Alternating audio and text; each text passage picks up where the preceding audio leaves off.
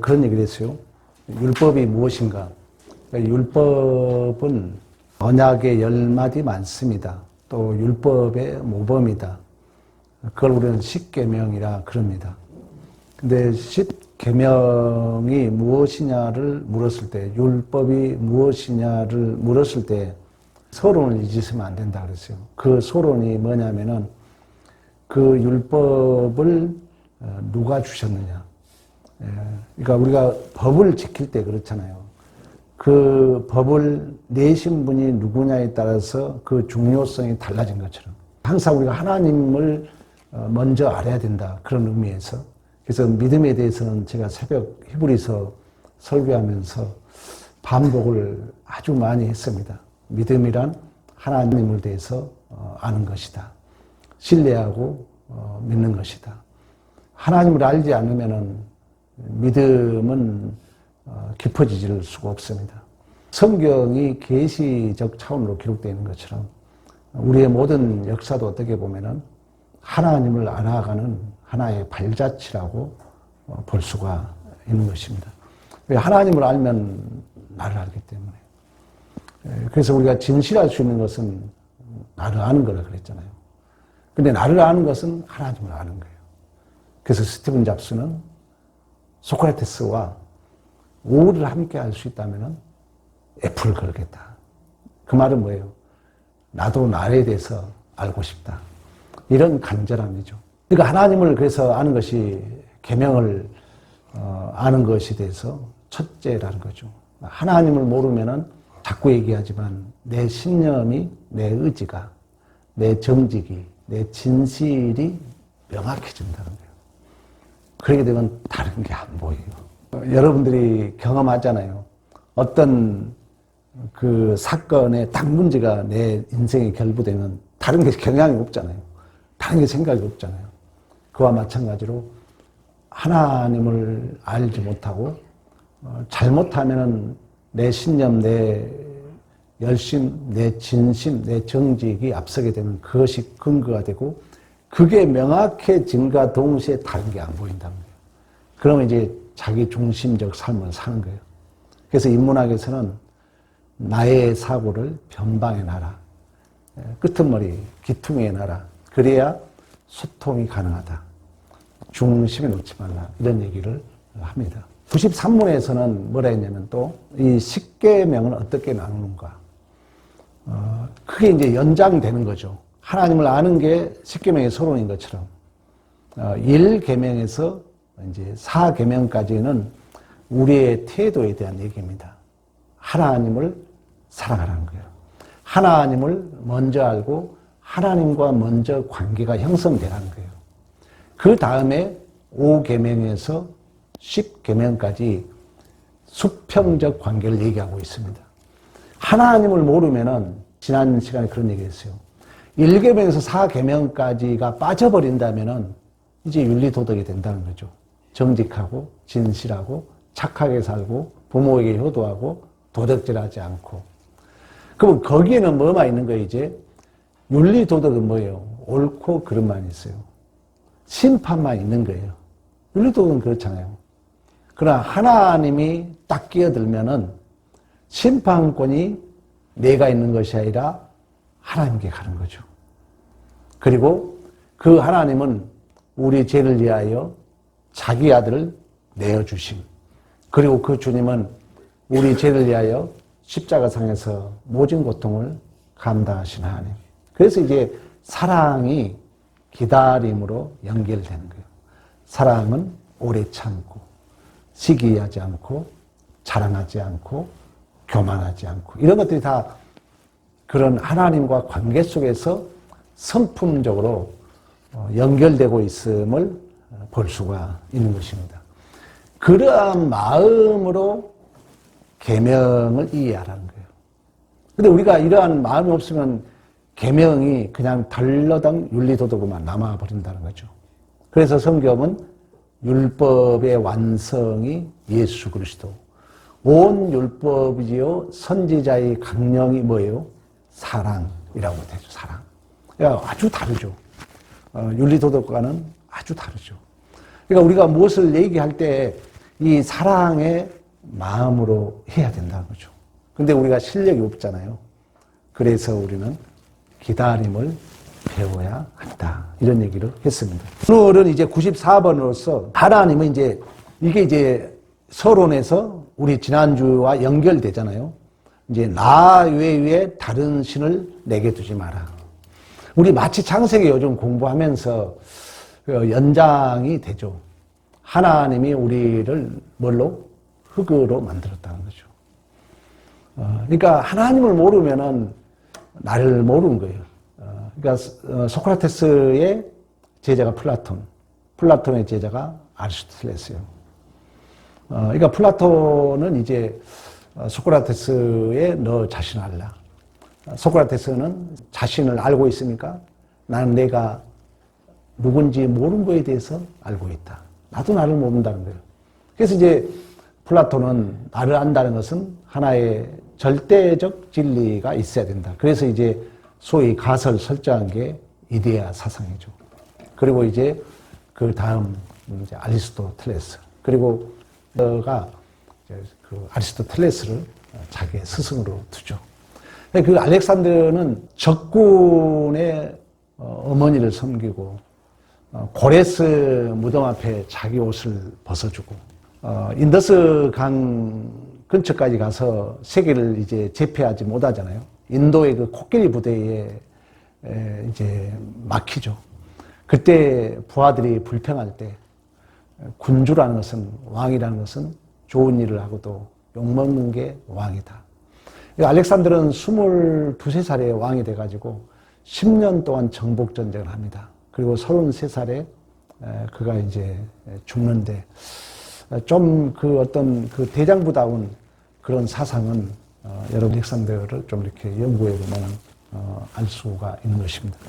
어쨌든 하나님은 다른 신을 내게 두지 말라. 이제 이 계명을 준 역사적 배경은 아브라함부터 그 아브라함 우리의 조상을 통해서 이삭, 야곱, 요셉 그리고 이집트에 가서 430년 동안 종살이를 하죠. 우리가 일제와 관계 속에서 왜 우리가 부정적인 감정을 가지고 있습니까? 일제 36년의 그러한 그 고통을 겪었던 것처럼 이스라엘 백성 무려 430년이란 긴 세월을 이집트에서 종살이를 하죠. 그리고 10가지 재앙을 통해서 출애굽을 하죠. 그리고 홍해 사건을 건넌 지금 시내산에 이른 거예요. 물론 그 중간에 엘림 사건 알죠. 쓴물이 단물이 변한 그 사건을 경험하고 이제 시내산에 도착해서 계명을 주면서 나 외에 다른 신을 섬기지 마라. 그러니까 우리가 창세기에서 말씀하고 있는 것처럼 하나님이 흙으로 창조했고 모든 실과는 너가 임의적으로 먹되 선악을 알게 하는 실과는 먹지 말라. 그 통치권이 하나님의 그 통치권에 있다는 거예요. 또 하나님 앞에 벗어나면은 우리 인간은 정말 죄밖에 지을 수 없는 이미 그걸 설명으로 이제 그려주고 있잖아요. 가인과 아벨의 후손에서 보여주고 있는 것처럼 가인이 결국 아벨을 죽이고 하나님과 떠나서 할 수 있는 것은 뭐라고요? 자기 성을 쌓을 수밖에 없다는 거예요. 그러니까 하나님을 떠난 자들은 은혜가 성립이 안 되니까 오직 내가 다 해야 돼요. 그러니까 절대 나의 희생을 할 수 없어요. 왜? 내가 남에게 희생하면 내 것이 뺏기잖아요. 그건 나는 작아지잖아요. 그러니까 우리는 하나님을 믿는 자들은 뭐예요? 하나님 것이라는 거예요. 또 줄 수 있고 받을 수 있다는 이 믿음이 있잖아요. 그러나 하나님을 떠난 자는 절대 희생을 할 수 없어요. 그리고 감사가 없어요. 왜? 오직 내 성을 써야 되기 때문에. 내 성이 근데 문제는 끝이 있다 없다? 없다는 거예요. 오직 더. 그래서 이제 정확하게 창세기 4장에 얘기해 주고 있잖아요. 그로 말미암아 내 상처가 사람을 죽인다는 거예요. 내 아픔이 청년을 죽였다 그러잖아요. 그러니까 내 바벨탑을 쌓다 보면은 당연히 우리에게 남는 것은 아픔이고 상처뿐이죠. 왜? 왕들의 전쟁이기 때문에. 헤롯이 내가 왕인 줄 알았는데 유대인이 왕이 왔다는 걸 견디지 못하잖아요. 우리도 사실 다 자존심 싸움이에요. 누가 옳다 하면은 내가 더 옳아야 되는데 그러다 보니까 비방해야죠. 이게 우리의 세상 바벨론적 힘의 원리죠. 그걸 창세기 4장에 하나님을 떠난 가인이 성을 쌓고 그 이름을 에녹이라고 했던 것처럼. 그러니까 하나님을 떠나면은 우리는 이처럼 은혜가 없기 때문에 내 스스로 내 존재와 인생을 책임져야 하는 그 바벨론적 힘의 원리에서 우리의 마음은 온갖 상처와 아픔만 가질 수밖에 없기 때문에 또 이미 430년이라는 종살리가 경험했지 않느냐. 우리는 어쨌든 우리가 이 자리에 와 있다는 것은 그러한 죄와 사망의 그 비참을 확인한 자들로 이 자리에 와 있기 때문에 하나님은 제1계명으로 나 외에 다른 신을 내게 두지 말라. 자, 이 말은 또 다른 역설은 우상숭배라는 뭐라 했어요? 우상숭배는 사람이 만든 거예요. 우상숭배는 왜 하나님이 가장 싫어하냐면은 우상숭배적 신앙은 그 신에 대해서는 관심이 없다는 거예요. 우리 기독교는 뭐예요? 신, 하나님이 누군가 아는 거잖아요. 우상숭배는 뭐라고요? 하나님이 그 신이 누군가에는 관심이 없어요. 근데 뭐는 가지고 있으면 돼요? 능력, 힘만 가지고 있으면 돼요. 자, 다시 얘기합니다. 하나님은 전인격적인 하나님이라는 거죠. 창조의 하나님, 우리의 아버지 되신 하나님이라는 거예요. 그런데 우상숭배는 그 신이 어떤 신인 건 관심 없는데 뭐만 있으면 된다고요? 힘과 능력만 가지면 돼요. 그래서 돈도 마찬가지야. 돈이 여러분 사랑해 줍니까? 돈이 기다려 줍니까? 돈이 용서해 줍니까? 힘만 가지고 있잖아요. 그래서 우상숭배는 우리가 대략 여러분들이 마음적으로 정리할 줄 알아야 돼요. 그 신이 어떤 신이라는 것은 관심이 없고 오직 힘만 가진 신. 그러면 그 힘을 내가 빌려와야 되잖아요. 힘을 내가 나를 위해서 써야 되기 때문에 나의 이제 정성을 바치는 거예요. 내 열심을 바치는 거예요. 내 진심을 바치는 거예요. 그래서 그 우상이 가지고 있는 뭘만 가지고 온다고요? 힘만 가져오는 거예요. 능력만 가지고 오는 거예요. 누굴 위해서? 나를 위해서. 왜? 내 성을 써야 되니까. 그러나 우리가 믿는 하나님, 우리가 믿는 신앙은, 우리가 믿는 기독교는 하나님이 누구신가를 먼저 안다는 거예요. 그분이 창조주이시고 그분이 우리 아버지시고 그분이 우리의 목자가 되시고. 그래서 하나님은 그런 의미에서 제1계명이 나 외에 다른 신을 내게 두지 말라. 왜? 하나님을 따르면 뭐밖에 할 수 없다고요? 성을 살 수밖에 없다는 거예요. 아니, 하나님을 따르면은 76억 인구 중에 경쟁해야 되잖아요. 뻔한 거 아닙니까?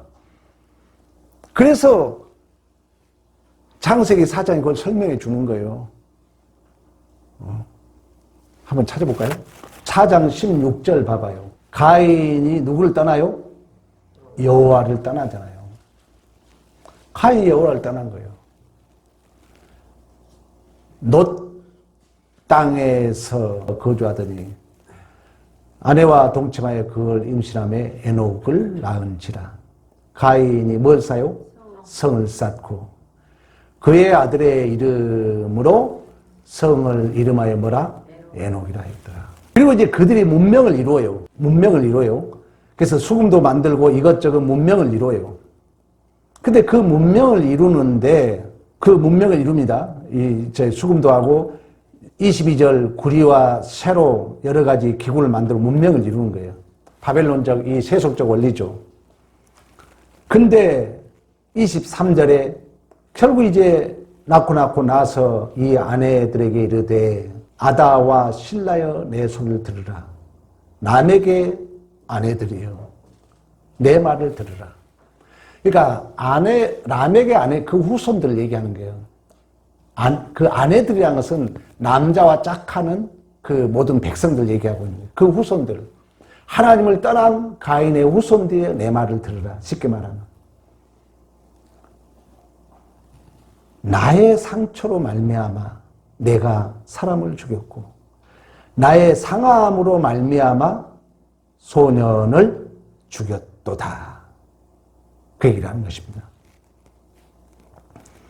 그러나 5장 3절로 가봐요. 아담이 갑자기 등장해요.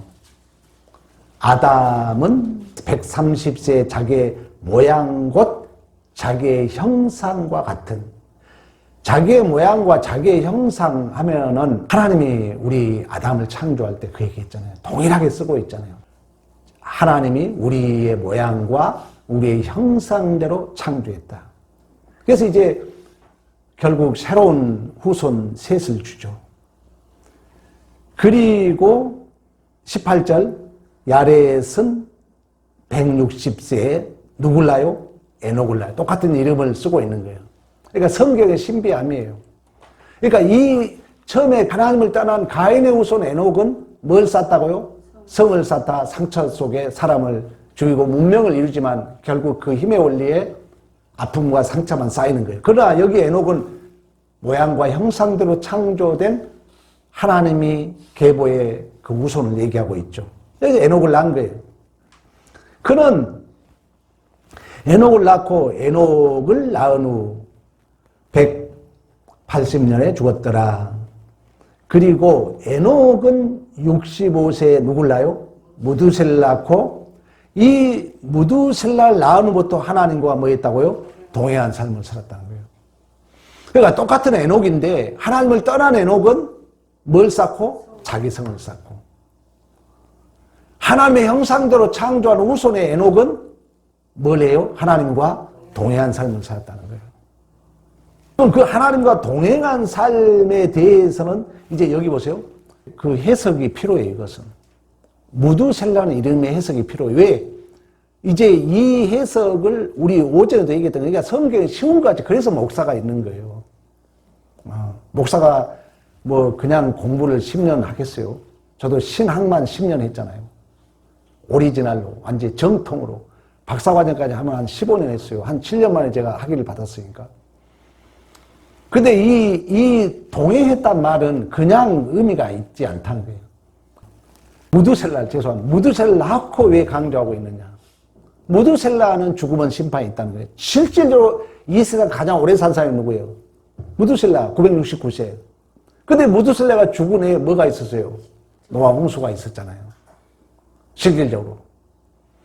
그러니까 하나님과 동행한 삶이라는 것은 하나님을 떠난 자들은 이 세상의 전부이니까 이 세상에 성을 쌓는 삶을 살지만 하나님과 동행한 삶은 이 세상의 전부가 아니라는 거예요.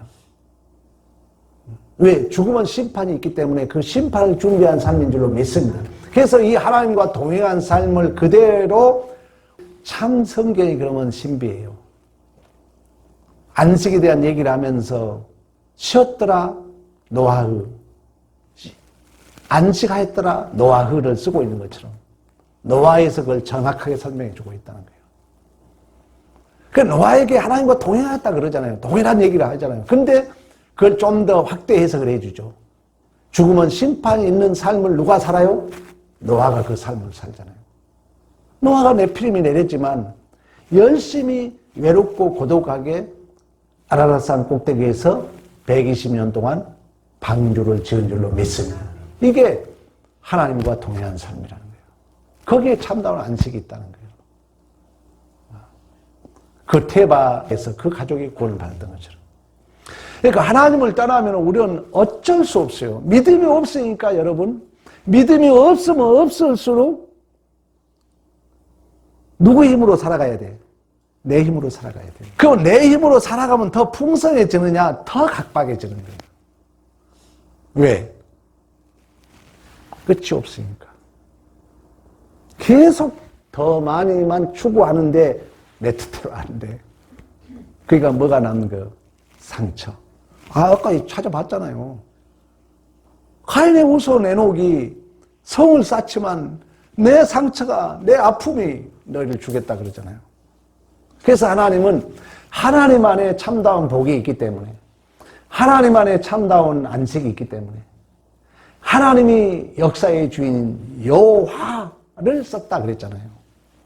이제 창세기까지는 하나님이야. 전지전능하신 끝나. 근데 이제 창조의 완성의 일곱째 날 끝난 다음부터는 뭐가 들어간다고요? 여호와가 들어가는 거예요. 근데 여호와는 뭐라 했어요?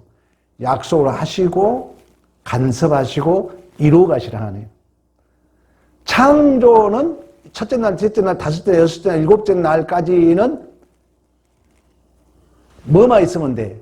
능력만 있는 것 같아요. 능력만. 그래서 하나님이라고 하다가 이제 여호와가 다시 이제 붙어서 약속을 하시고 그 약속을, 그 언약을 지키시고 이루어 가신 하나님.